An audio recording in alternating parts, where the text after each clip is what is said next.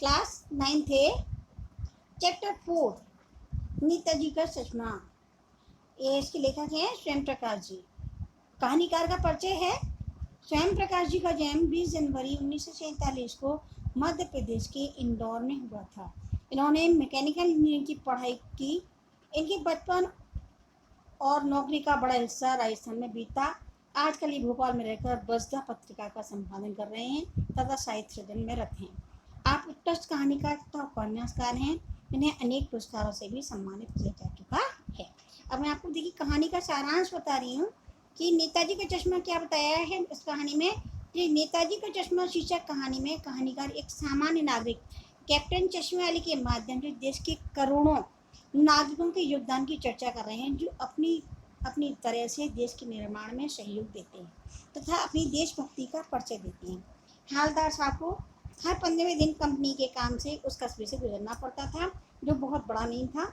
इसी कस्बे की नगर पालिका के किसी उत्साही बोर्ड या प्रशासनिक अधिकारी ने एक बार मुख्य बाजार के चौराहे पर नेताजी सुभाष चंद्र बोस की मूर्ति लगवाई थी।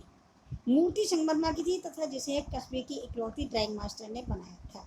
मूर्ति सुंदर थी, फौजी वर्दी में थी। केवल एक बात की कमी थी कि संगमरमर की नेताजी की मूर्ति की आंखों पर चश्मा नहीं था, बल्कि सचमुच के चश्मे का चौड़ा काला फ्रेम था। अब वो क्या था, मूर्ति जो थी वो कैसी थी, संगमरमर की बनी हुई थी, लेकिन उस मूर्ति में सब कुछ करने के बाद भी उसने जो लेखक था जो बनाने वाला, मूर्ति बनाने वाला था, वो उसने क्या कहते हैं, दिल्ली चलो जैसे, और तुम मुझे खून दो, मुझे आज़ाद, मैं तुम्हें आज़ाद दूंगा, इस तरह से तो पूरा करते थे।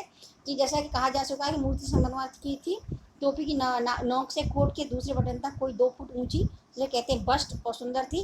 लेकिन अब उसमें बस एक कमी थी कि वो उसके ऊपर चश्मा नहीं था। हालदार साहब जब दूसरी बार उस कस्बे से गुजरते तो उन्हें देखा कि मूर्ति का चश्मा बदल गया है। पहले मोटे फ्रेम वाला चौको चश्मा था, अब कांच फ्रेम वाला गोल चश्मा है। तीसरी बार फिर नया चश्मा था। हालदार साहब हर बार कस्बे से गुजरते समय चौराहे पर रुकते, पान खाते और मूर्ति को ध्यान से देखते थे। एक बार उन्होंने पान वाले से पूछ लिया कि नेताजी का चश्मा हर बार बदल क्यों जाता है। पान वाले ने हंसकर उत्तर दिया कि यह काम कैप्टन चश्मे वाला करता है। जब हालदार साहब ने प्रश्न किया कि चश्मा क्यों बदल देता है, तो उन्हें बताया गया कि जब किसी ग्राहक को मूर्ति में लगे फ्रेम जैसा चश्मा चाहिए, तो कैप्टन चश्मे वाला उस फ्रेम की मूर्ति से उतार कर ग्राहक को दे देता है और उसके स्थान पर नया फ्रेम लगा देता है। हालदार साहब ने जब पूछा कि मूर्ति का ओरिजिनल चश्मा कहाँ गया, तो पान वाला बोला, मास्टर बनाना भूल गया। हालदार साहब ने सोचा शायद मास्टर ने संगमरमर का पारदर्शी चश्मा ना बन पाया होगा, या बनाते बनाते टूट गया होगा। तो हालदार साहब को लगा कैप्टन चश्मे वाला नेताजी का साथी होगा या आदर फौज का सिपाही होगा। इस बारे में जब उसने पान वाले से पूछा तो पता चला कि वो बहुत ज़्यादा बेहद बूढ़ा सा लंगड़ा आदमी है, जो सिर पर गांधी टोपी और आंखों पर काला चश्मा लगाए, एक हाथ में छोटी सी संदूकची और दूसरे हाथ में एक बांस पर बहुत से चश्मे लिए गली गली बेचता फिरता है। उस बेचारी की कोई दुकान भी नहीं है। उसे कैप्टन क्यों कहते हैं, ये पूछने पर पान वाले ने उसे कोई उत्तर नहीं दिया। तो 2 साल तक हालदार साहब अपने काम के सिलसिले में उस कस्बे से गुजरते रहे और नेताजी के बदलते चश्मे को देखते रहे। एक बार मूर्ति की आंखों पर कोई चश्मा नहीं था, तो एक बार जब उन्होंने पान वाले से पूछा तो उसने अड़के दुख भरे शब्दों में बताया कि कैप्टन तो मृत्यु हो। तो उन्होंने कहा अब मैं यहाँ पर नहीं जाया करूँगा, यहाँ से नहीं निकलूँगा, और वो वहाँ से चल देते हैं कि ठीक है कोई नहीं, अब मुझे इधर में इस यहाँ से होकर जाना ही नहीं है। लेकिन वो अपनी आदत से मजबूत थे वो। तो 2 साल तक हालदार साहब अपने काम के सिलसिले में उस कस्बे से गुजरते रहे, नेताजी के बदलते चश्मे को देखते रहे। लेकिन जब उनको मालूम पड़ गया वो मर गया, तो 15 दिन के बाद वो फिर उस कस्बे से गुजरे। तो उन्होंने ड्राइवर से पूछा कि आज चौराहे पर नहीं रुकना है, पर आदत से मजबूर उनकी आँखें मूर्ति की तरफ उड़ गई। तो जोर से चीखे, रुको। जीप के रुकने के बाद भी मूर्ति की तरफ लगती। आज मूर्ति की आंखों को सटकंडे से बना हुआ छोटा सा चश्मा रखा हुआ था, जैसे बच्चे बना लेते हैं। इतनी सी बात पर उनकी आंखें भरा। तो ये इसका कहानी का सारांश है। इसके बाद में मैंने इसके कुछ कठिन शब्दों के अर्थ दे रखे हैं। फिर इसके अलावा कुछ मुख्य इसकी कहानी के पात्र हैं, जिनके बारे में मैं आपको बताना चाहूँगी।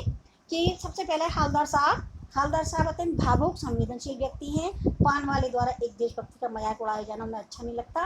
वे सोचते हैं कि इस कौम का क्या होगा जो देश की खातिर घर गृहस्थी, जवानी, जिंदगी सब कुछ हम करने वालों को हंसती है, तो अपने लिए पिटने के मौके ढूंढती है। उनमें कैप्टन चश्मे वाले के प्रति सहानुभूति व सम्मान की भावना है।